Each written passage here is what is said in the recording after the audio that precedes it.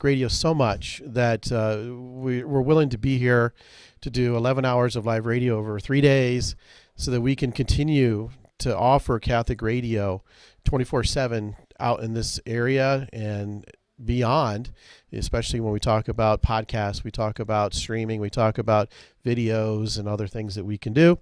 So we just ask that you consider donating to us today. 888-287-0655. That's 888-287-0655. You can also text the word give to 419-969-3255. That's 419-969-3255. Also, you can search out Holy Family Radio online. The website's holyfamilyradio.fm. If you pick another Holy Family Radio, it's not going to be the right one. Look for the heart logo with the Holy Family inside of it, and you'll know that it's us, and you can make that donation, because I think there's at least 3 or 4, maybe even 5 other Holy Family Radios across the United States. So just make sure you go into the right place. But if you use our mobile app, use the donate button on there. It'll give you the same page as it is online, as it is when you give the text link as well. So 888-287-0655. Call now. Don't wait. It might be too late by the time you get an opportunity to call again. So I usually search Holy Family Radio Ohio, and it always takes me to the correct webpage when I do that. Yeah. So you can always enter that in your search bar, and hopefully it'll do the same for you.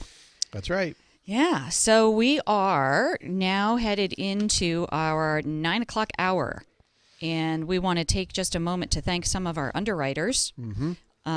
During the 10 o'clock hour here, we'd like to did I say 10? 9. 9. 9. Yeah, you got it right. During the 9 o'clock hour here, we would like to recognize Kaleida Telephone and Glandor Phioptics for their underwriting here of Holy Family Radio. They also provide the internet here. Right. High-speed internet. Yeah, for the station, and it works great. So we are very, very thankful for that. I mean, it handles all the video streaming that we're doing right now. So yeah, it's really good. It's actually more stable than it was out at our trailer that we had before, the old studio, because we got the internet over a microwave, or however you want to call it. It was true wireless out there. Gotcha. So anyhow, but it's better here. So we're thankful for that. Yes, absolutely. And I think we were so busy talking last hour that we forgot to thank Water Solutions. Thank you for your underwriting here of the station. It's so greatly appreciated, and we hope, listeners, that you can support these underwriters as well with your dollars, and not only in giving to Holy Family Radio, but also in supporting these underwriters. Mm-hmm. In terms of giving to Holy Family Radio, call that number, 888-287-0655. That's 888-287-0655. We have operators. Is that the way to say it? We have volunteers. Have volunteers. There's our word. Ready to take your calls. They are. Lines are open. Mm-hmm. Lines are open. Yeah. Give us a call right now. 888-287-0655. So we have in studio here Allison Stump from Students for Life. Welcome, Allison. Good morning. Thanks so much for having me. Say good morning one more time. We just got your mic on. Good morning. Thanks so much for having me. Test 1, 2. Yes, that's right. That's Perfect. right. Yeah. Excuse me.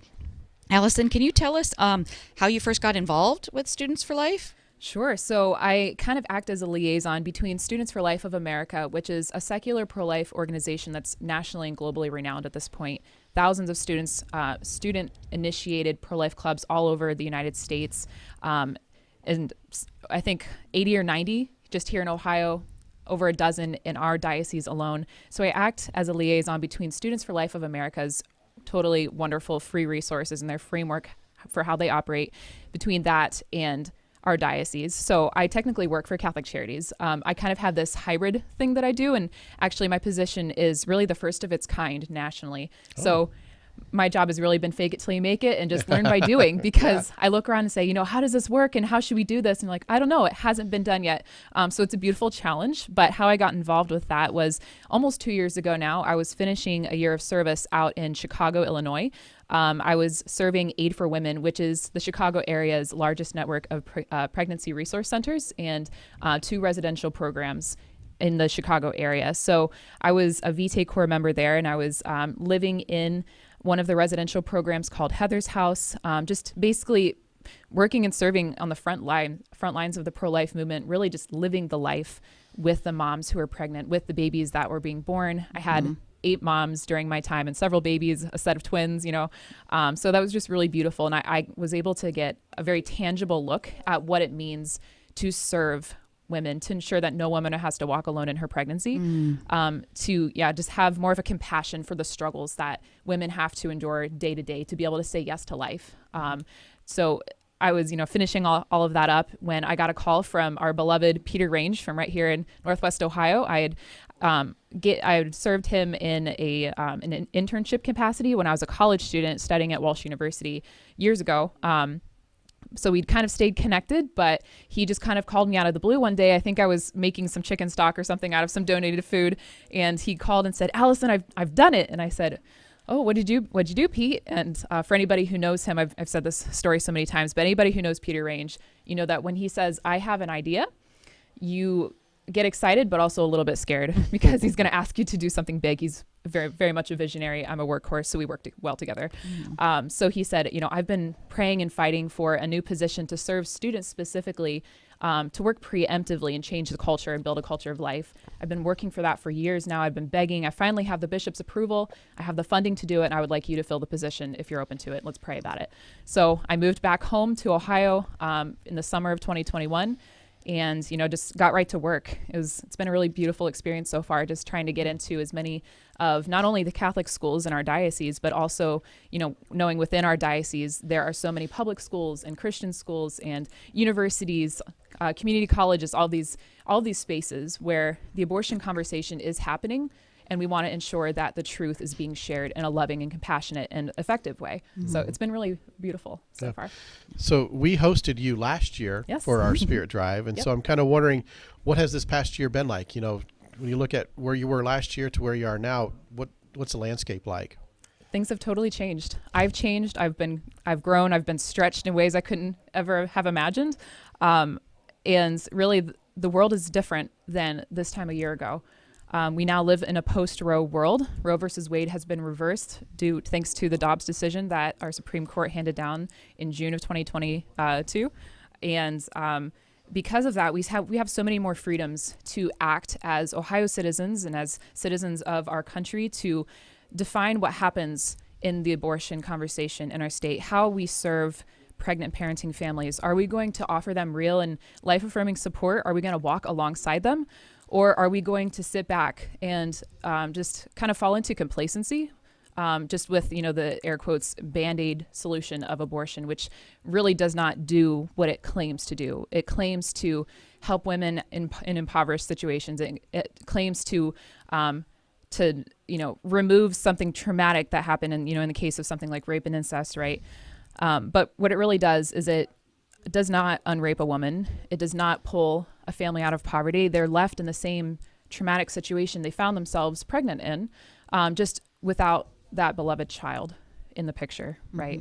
So things are very different now, but my position and the need that I'm serving has very much stayed the same. And there's a need now more than ever, I think, to offer substantial education and formation opportunities, mentorship, and just somebody who's a voice of support in a very vulnerable culture right now when things are so, I don't know, there's so much vitriol and misinformation and anger and fear being spread around on media and social media. Even in Hollywood, we see it in movies like Grey's Anatomy. I don't mean to promote them in any way, but having an episode where they're just promoting abortion, it was just propaganda, right? And that's what our young people they're watching this, right? So they have questions, and I want to offer real answers to them. So since the Supreme Court tossed the issue back to the states. Surely you have seen, it's sort of a friendly question, but you're here in Ohio, and so you've seen then the impact of that and how it has both galvanized really both sides probably. Absolutely. We've seen, I've seen especially among our students, more so than I guess the adults who, there have been people who have been in the pro-life movement fighting and giving their lives to this movement for decades, right? They're really the reason why we had the fall of Roe, and praise God for that. With our students though, I've seen there's been more of an urgency that's been awakened in them, especially just in the past fall into the spring, because they've been given something that they can actually fight for, right?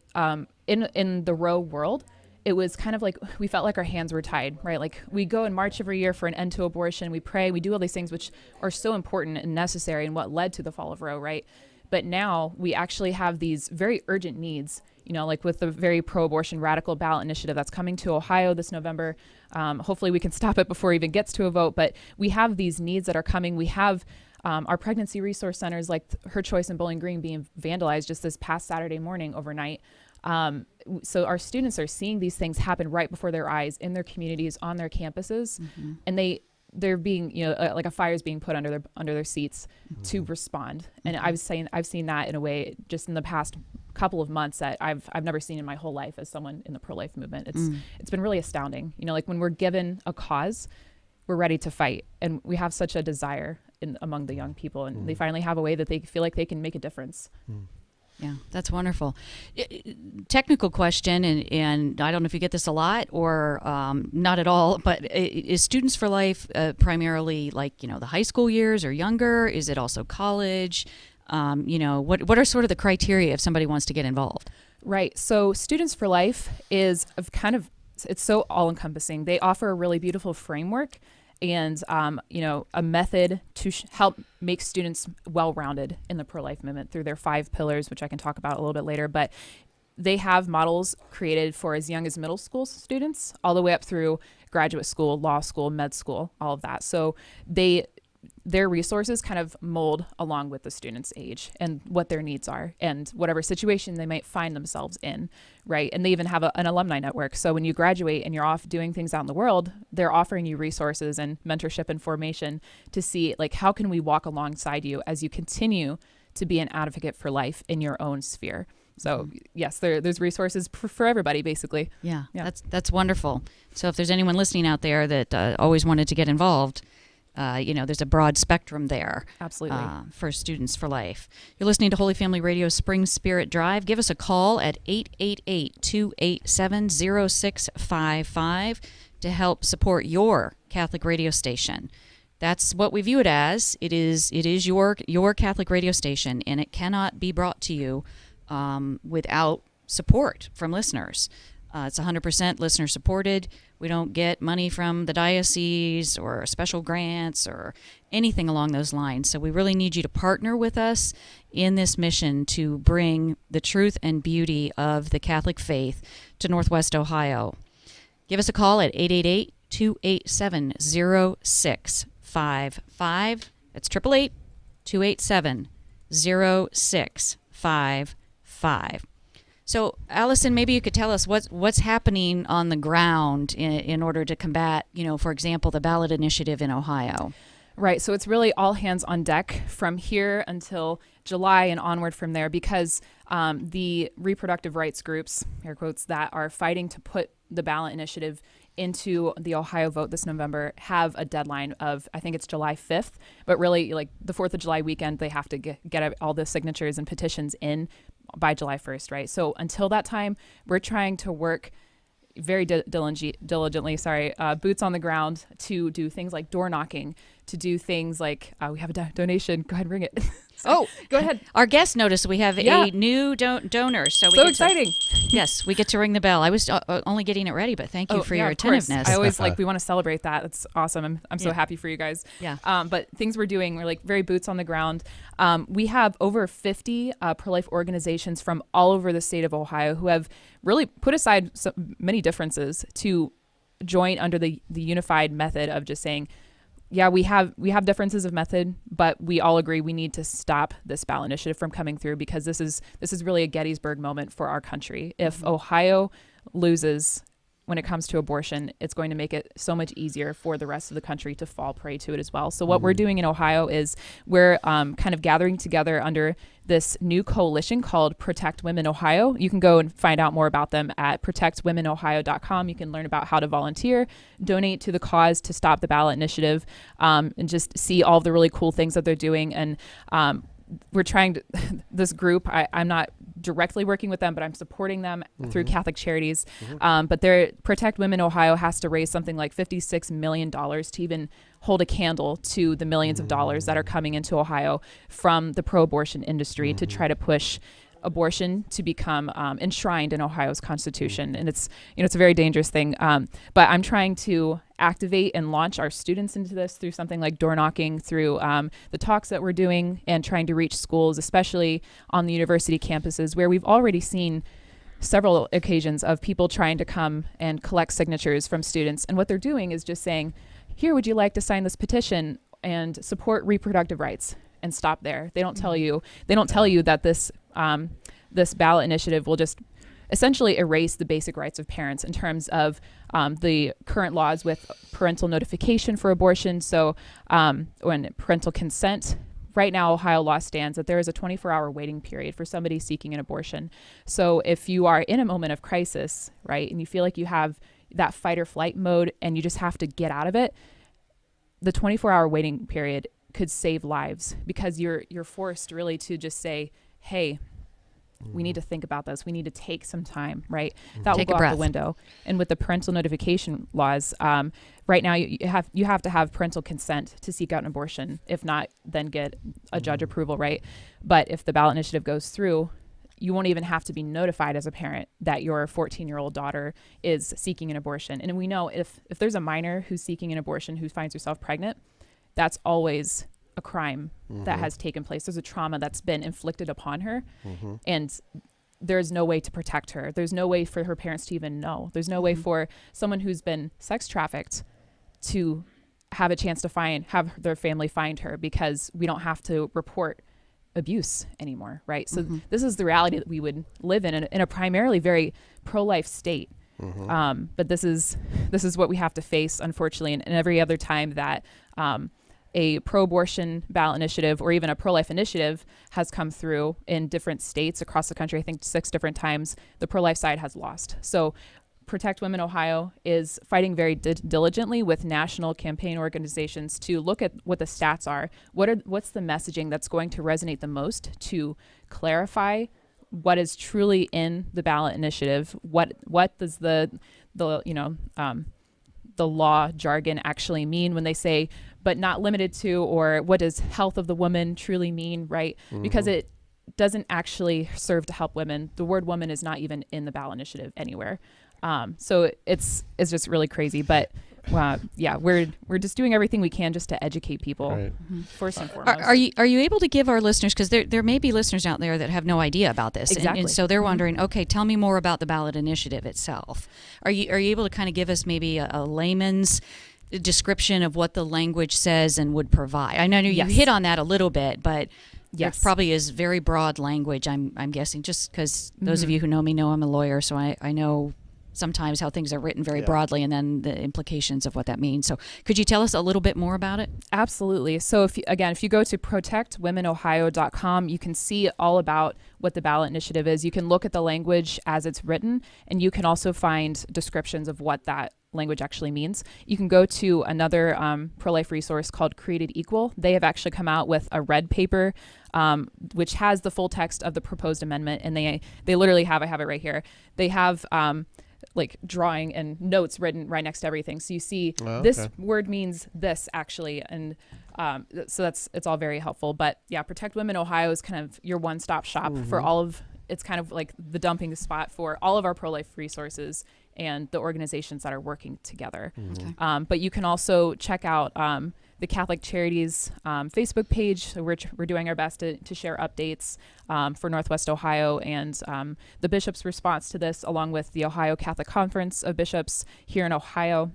They have released statements, and they're working diligently to help stop this initiative as well. So pretty much any pro-life resource you can think of, you're going to find information, because we're all a united front here. Right. Yeah, I can tell you that the Ohio Catholic radio groups have gotten together and had a meeting to discuss how we can help publicize and make people more aware of this ballot initiative. Absolutely. To help partner with Protect Women Ohio to be able to, educate and inform so that we can kind of work together to defeat this, because we live, the idea that the word woman is not included, it just goes to the whole clown world type of thing. I had mentioned yesterday how crazy things have gotten, and things just keep accelerating. So that's one thing about Catholic radio that a lot of folks might not know, is that we do our best to support, the work that these folks do in terms of their activism to counteract, the idea that, okay, Roe versus Wade was overturned. Yay, take a deep breath, let's rest, right? The Not idea so much. is that no, we cannot rest. We have to continue the fight, because they're not going to stop in order to, to try and push this, because they think it's a good. They think it must be a good, right? Oh, absolutely. It's referred that way in all the mainstream media. You just have to turn on the news, and, I'm sure you're very sensitive to the language that's used. You could just pick up right away, that they're pushing an agenda, and the language that they use, makes very clear where they stand, and that this is it. It's like we talked about yesterday. Good becomes evil, and evil becomes good. Right. And I think this is one of the perfect issues that appears that way to somebody that doesn't study it. This is a good thing. We should reproductive rights, women's rights. It's become a code word for things that are really gravely evil. I'm curious what advice you offer to people who are concerned or have seen people trying to get those ballot signatures. And I'm guessing here, but I'm guessing, they say, oh, you don't support a woman, okay, if you're not in favor of abortion, but don't you support, a woman being able to somebody else being able to make that choice? Or anything else? What advice are you offering to people to be able to respond back to those who are seeking petition signatures? Right. So first and foremost, we must always come from the perspective of compassion, understanding what you guys were just saying, that the people who are very staunchly fighting to put forward abortion in this state, they really think that they're helping women. They have this veil over their eyes, and they cannot see the truth, right? So we have to pray first and foremost for conversion of hearts. There's an effort that's going on statewide right now that every morning and every evening at 7:14 a.m. and p.m. we go through, I think it's, it's like Second Chronicles or something like that. Let me just pull it up. But we're making an effort to pray every day at the same time for the designated Second Chronicles 7:14, praying the words that we're saying, if we turn our faces back to the Lord, if we repent, the Lord will heal our land. So we need to first and foremost pray, right?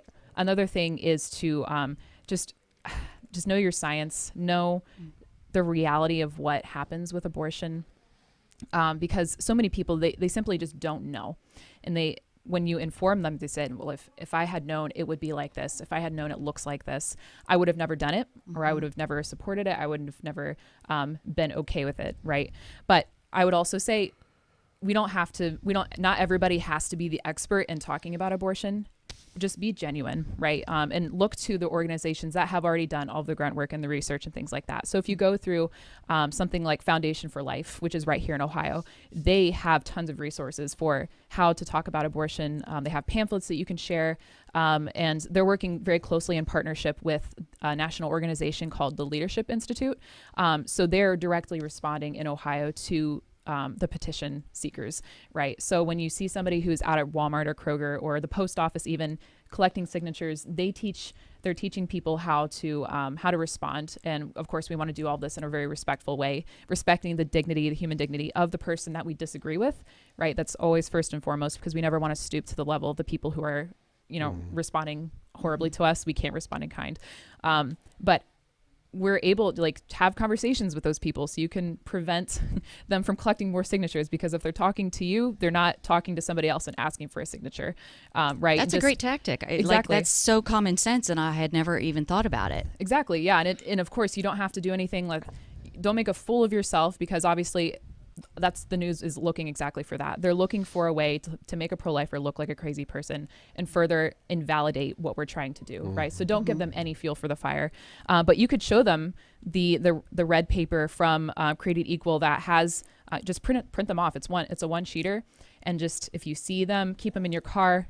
Just get out of the car and just stand next to them and say, do you know exactly what this amendment does? No, here's what it does. Would you please read it before you make this decision? You need to be informed of what you're signing, because the reality is when you sign for this petition, this is public record. So your address, your name, your phone number, your email, all of that goes onto the state website, because this all has to be accountable, which means that, I mean, you could be at risk of things like identity theft or, all sorts of problems, right? And the world will know that you voted for abortion to be legal through all 9 months. Is that something you want to be known for? Most people would say no, right? People have very differing opinions about the abortion topic, but I would say the majority of people are not okay with the extreme measures that are trying to be put forward in Ohio right now. People do not want abortion enshrined in our Constitution. Yeah, people probably don't even know that it's to make it legal through 9 months.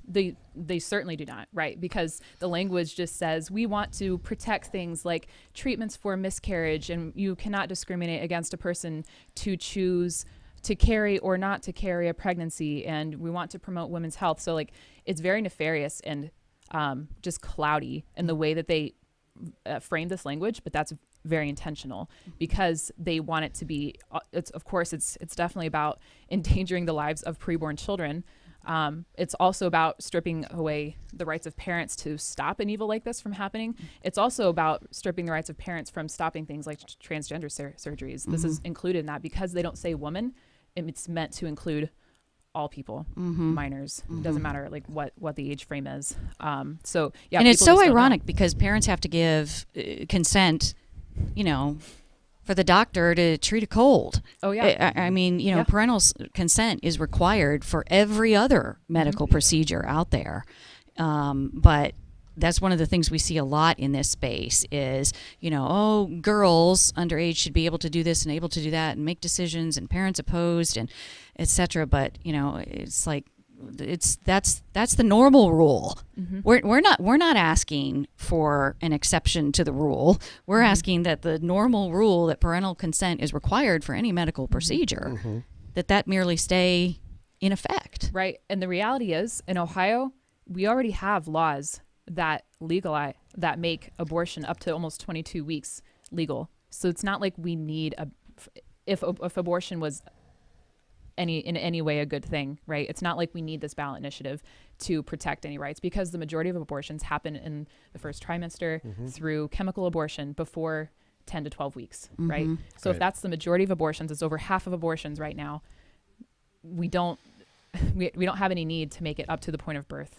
Right. So they're just trying to push the envelope as far as they can, in a way that like people just don't understand. Like we already have laws protecting doctors and women to be able to receive treatment for things like miscarriage and ectopic pregnancies. Those are not the treatment for those conditions are not abortions, right? People don't know that. If you look on the TV at any point in the next several months, you're going to see ads from the pro-abortion side that say, as a doctor, I have a responsibility to protect my patients, and this ballot initiative will allow me to protect my patients if they need abortions for things like miscarriage and ectopic pregnancies. The reality is the treatment for a miscarriage is different in principle because unfortunately in the case of a miscarriage, the baby has already passed away. That's a tragic thing, but removing the body of that baby and allowing that family to grieve and preventing infection for that mother is very different than going and intentionally, violently attacking that preborn baby who is still alive, who's likely very healthy, right? Because of surrounding circumstances of that child's conception, that child cannot help one way or another. She or he is just here now, right? So people just don't understand this. And ectopic pregnancies are often thrown around as a reason why we need abortion. But truly, abortion does not help ectopic pregnancies, because most often the kind of abortion you would take at that stage would be chemical abortion, which attacks the uterus. It shuts off progesterone from the brain to the uterus, which is what nourishes the baby, keeps him or her alive. So if that is shutting off progesterone to the uterus, well, the baby's not in the uterus. The baby has attached incorrectly in the fallopian tube. So if a woman takes a chemical abortion pill, likely she's in the world of post-COVID where you can get telehealth abortions, you're never going to see a doctor. You're not going to get an ultrasound to confirm whether you have an ectopic pregnancy or not. And that's a deadly situation. So if you go and take the abortion pill and then you start having these bad symptoms like pain and nausea and like things just keep getting worse, those are the same symptoms of an abortion. So you would have no idea that there's a real medical emergency happening. Women have died. Over 30 women have died. There was a 19-year-old in Canada. In ectopic situations, or just taking the abortion pill? Both. Both. Yes, because when an ectopic pregnancy goes undiagnosed, obviously it's very likely that the mother will die, the baby will die, and mom will die. Especially, like if you take the chemical abortion pill, that likelihood is even higher because you're not seeking medical help. You're actually told not to by abortion providers because they don't want people to know that they're having abortions.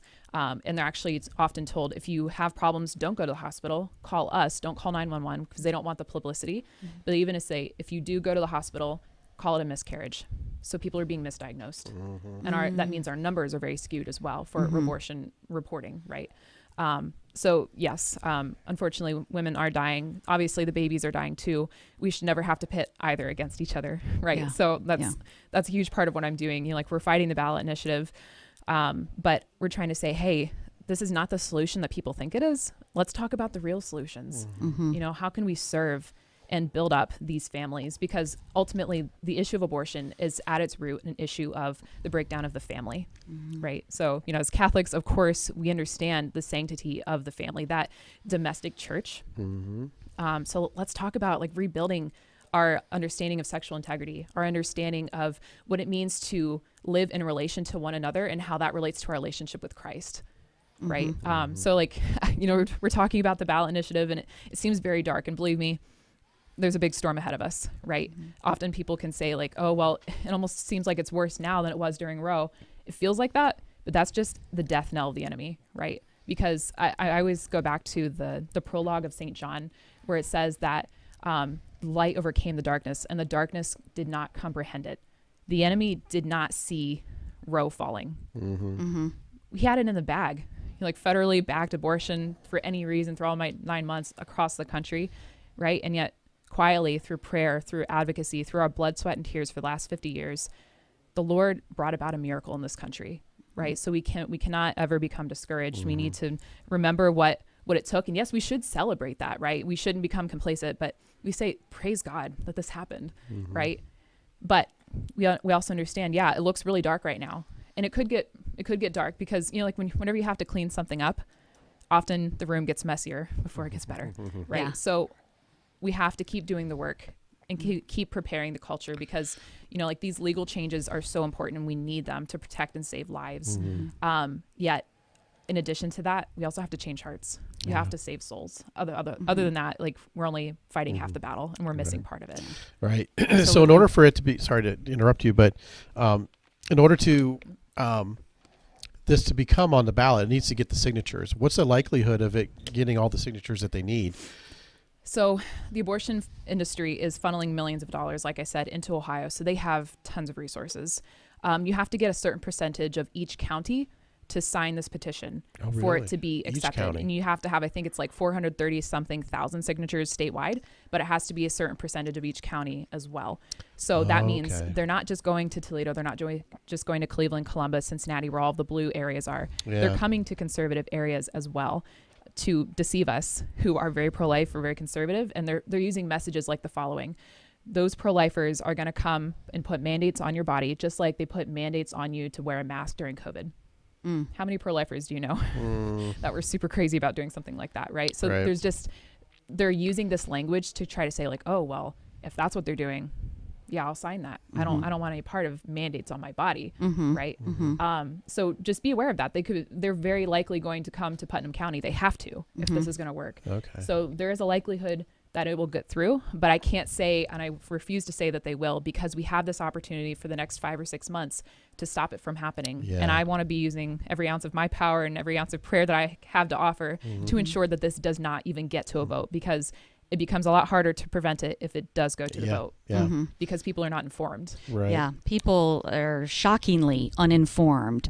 That's another thing, you should always know is that generally, as a voting populace, we are usually shockingly uninformed about the realities of any particular ballot initiative. Absolutely. And it's really one of the reasons that make ballot initiatives risky. Because, at least our legislatures, understand it's their job to write laws. That's one of their primary functions. It's not our job as laypersons to write laws. And so we're unfamiliar, generally speaking, with, the language and the implications of the language and how it can be used. And, legislatures also, have a quicker sort of, I guess I want to say, accountability. You put something in the Constitution, that's way different than a law on the books. It's much harder to overturn. Yes. It's, all of those things. So, our listening audience and the citizens of Ohio really need to be aware that there are protections in place already. If you're pro-choice, it's not like Ohio has a law out there that's threatening your view. Right. It's out there. But this initiative will essentially silence the issue completely. And, most people, I think, you probably know the statistics specifically, I just know generally, that most people, even those who say they're pro-choice, oppose abortion all the way up to 9 months. That's correct. Yeah. If you phrase the questions correctly in an accurate and fair way, the majority of people are not okay with abortion through that stage. There are some people who are okay with it, like the weird philosophers and stuff like that I had to work with in college and stuff. But the majority of people you walk past on the street just want to live their lives. They're not experts in this, and we don't have to all be. But now more than ever, as Catholics and as people of Ohio, we need to make use of the civic duties and civic rights that we have at our disposal to use our voice, because I think I don't remember, I think it was Peter Range or Aaron Barrett from CCV said that, like, if this ballot initiative goes through, the blood of innocent children will be flowing through the streets of Ohio, and that will be the case. So please, if you've never really been involved in the pro-life movement up to this point, now's the time. Get involved. Take a leap of faith. We have resources to help you. We have everything laid out for you.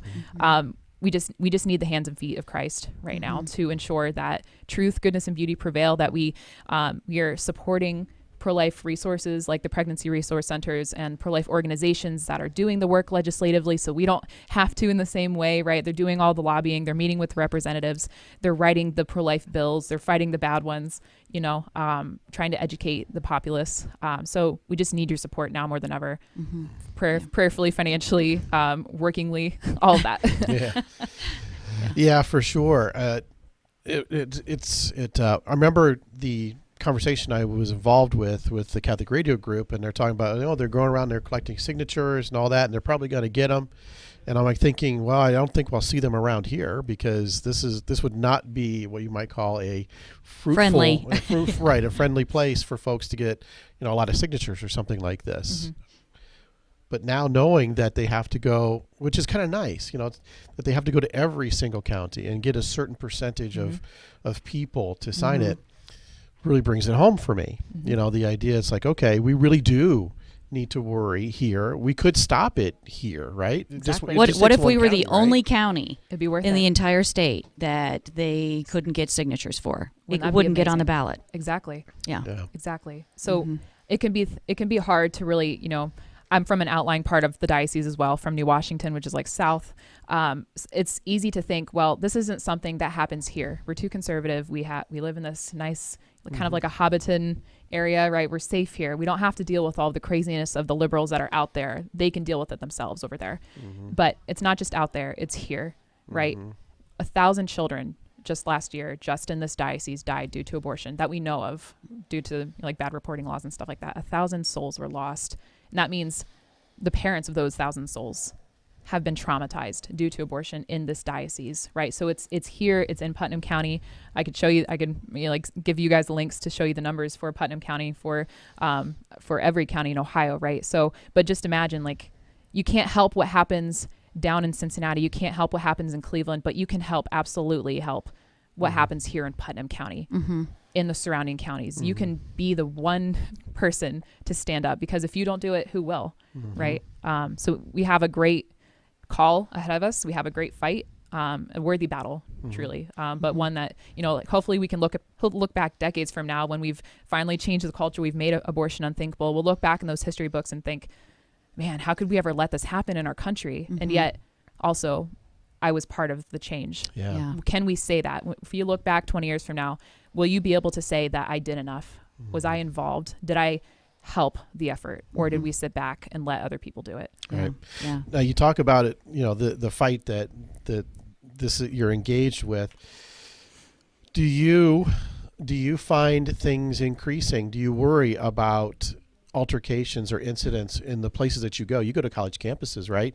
And we see in the news and on videos stuff that happens. Students for Life, where it was even involved in San Francisco, right? With stuff. What about here? What about you? Or do you worry about these things? Right. So I think maybe it's a grace of God, or maybe just craziness that, I've never really felt like my safety was ever compromised. I'm very blessed that, the Lord has always protected me. But in addition to that, like, we have seen an uptick in, if not physical violence, then certainly like vocal and vandalism, property violence, things like that. Like I was just saying, last weekend, Friday night into Saturday morning, there was I think it was the socialist group on campus at BGSU. I will not name them, and I will not give them a platform, because they don't do anything to help women. But they vandalized a pro-life pregnancy center, Her Choice in Bowling Green. And honestly, it was very beautiful, this is a testament to like kind of what you're talking about, because yes, there has been an increase in violence toward Catholics, toward pro-lifers, toward anybody who just wants to promote truth in our culture right now. And that's a real thing. And the enemy has a loud bark, and he has a bit of a bite, but he's ultimately pathetic. And the people of God, the light always overcomes the darkness. So when that happened, when that vandalism took place, they wrote really nasty things, spray painted all over this really beautiful mural on the side of their building. And this was overnight. So less than 9 hours later, everything was all cleaned up, because as soon as people found out, they woke up that morning, they were walking past, people were notified, the pregnancy center knew about it. They have everything on camera. They can't find out who it is quite yet, because the person was completely masked and all of that. But people just showed up. The Knights of Columbus in Bowling Green just dropped whatever they're doing on their Saturday morning, and they brought their buckets and their scrubbers and their like paint thinners and all of that kind of stuff. They came and they cleaned it up. Students who were just passing by, had other things to do that day, dropped everything, and they joined the effort. And they just said, like, I think it's sad that a resource that's trying to help women, like regardless of how you feel about abortion, I think it's sad that you're trying to deface and like put down a group of people that's trying to help women. If you're truly pro-woman, as a pro-choicer or a pro-abortion person, if you're truly pro-woman, you wouldn't be doing things like this, because you're trying to thwart the efforts of people who are actually in it to serve women, to serve families, to help change our culture for the better. Right. So yes, things are getting worse, and they will get worse. But do not let that be a deterrent. Like it is a battle, but we do have the greatest protection, and we know who wins in the end. Right. So yeah, we all have to make sacrifices. There will be prices that each of us have to pay to serve this movement. And yet what greater cause than to serve the most vulnerable among us? Yeah, absolutely. Yeah. We know, of course, that abortion, traumatizes women. It doesn't help them. It traumatizes them. What advice do you offer for people to give when somebody responds, my abortion didn't traumatize me, or, my best friend's abortion was the best thing that ever happened to her, or, et cetera, et cetera. They claim, oh no, either I myself or other people have been benefited by this. Right. What advice do you offer for how somebody should respond to that? First and foremost, like I said earlier, always come with a mentality of compassion, because we understand that 1 in 4 women has chosen abortion. And that means that on the other side of that method is also 1 in 4 men have also chosen abortion, or they've been a part of it, or whether they were willing or not. There are 2 people in addition to that child who have been traumatized. There have been family members who have been traumatized by the loss of this child very violently through abortion. So how do we talk about this for somebody who is not, at first glance showing that remorse, and oftentimes quite the opposite? They're shouting their abortion. They're celebrating this liberation, this right, women's right. We need to understand that people grieve differently, and not everybody comes to terms with the great tragedy that they're a part of in the same timeline, right? And if you have only ever been raised in an environment where abortion is celebrated, and you're told that like you're not supposed to feel anything but joy and celebration, and you don't fit that category, people are silent. You're not going to be vocal about that, right? So it's a lot easier to kind of distance yourself from the tragedy and the crime that took place, and then just kind of fit yourself into the mold and just fake it till you make it, put on a brave face, right? It's easier to get angry than it is to feel sorrow, to feel remorse, right? So people who are saying like my abortion was the best thing that ever happened to me, or like Fleetwood Mac saying you never would have gotten a landslide if I hadn't had my abortion 20 years ago, right? All these celebrities coming out and saying certain things like that. They have a veil over their minds, and they've closed their hearts to that healing that is available, right? So if there's anybody who's listening to this live stream right now who has experienced an abortion in some way, whether you yourself have had one, you were complicit or coerced somebody into an abortion, or you just simply said nothing, or maybe you were an unwilling participant in that, just know that healing and forgiveness is possible. The Lord delights in you. He hurts with you, and it's okay to feel what you feel. We should feel sorrow with abortion. That doesn't mean that we have to live in shame, though. We don't have to live in anger and hurt all our lives. That's the beauty of our Catholic faith. We have the sacrament of confession. We have the Eucharist, that wellspring of life and healing and, eternity right there in front of us, right? So take advantage of those things. Seek out resources like Project Rachel, which is right here in our diocese. Kristen Packa is our coordinator. She's wonderful. Email her at kpacka, P-A-K-K-A, at toledodiocese.org, and she'd be willing to walk with you. I think Rachel's Vineyard is another resource also for post-abortive healing. The Haven in Toledo offers post-abortive healing. A lot of pregnancy resource centers do both. They offer resources for pregnant parenting families, and offering healing and support services for people who do end up choosing abortion, because we're not going to just drop you and leave you if you make that decision, because we realize that there is a trauma that has taken place, and heaven help us if we don't walk with people in that, right? Because we're all sinners. We all make mistakes. We can fall into things that we normally wouldn't choose if we're kind of put into that fight or flight mode, right? So we should always see compassion, and understand that there's someone who needs to be loved now more than ever in the case of abortion, right? And for somebody who's dealing with another type of infant loss, which is certainly very different, right? It's unintentional versus intentional killing, but families who deal with miscarriage, that is a very prevalent issue in our culture right now. So we do have the Zelle ministry here in our diocese as well. Laura Range, Peter Range's wife, she's wonderful, a mom, a wife, and she herself has experienced this tragedy. So she has a heart for serving families who have gone through miscarriage, stillbirth, all these things, right? So we do have resources available right here in our diocese for people who have dealt with infant loss in one way or another. So we're here for everybody.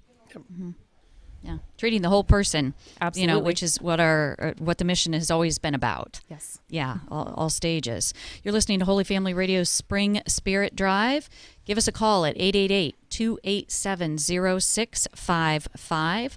That's 888-287-0655. Of course, you can always donate online at holyfamilyradio.fm, as well as through the Holy Family Radio app. And you can get a link to go directly to that online platform by texting GIVE to 419-969-3255. Right, it's past the top of the hour. Oh gosh, I still had questions I still had questions, but okay, yeah. Happy to come back another time. That's right, it goes quickly. So why don't you take us to break then? Huh? Okay. And thank you. by Thank the you, way, Allison, Thank from you. Students for Life, technically employed by the diocese, but a huge liaison for Students for Life organizations throughout the diocese. This is Holy Family Radio. This is day 2 of our Spring Spirit Drive. We need your call. Give us a call during the break and pledge your best gift, your best donation to us at 888-287-0655. We're going to go to break, and when we come back, we will have Father Matt Keller from St. John the Baptist in Glandorf.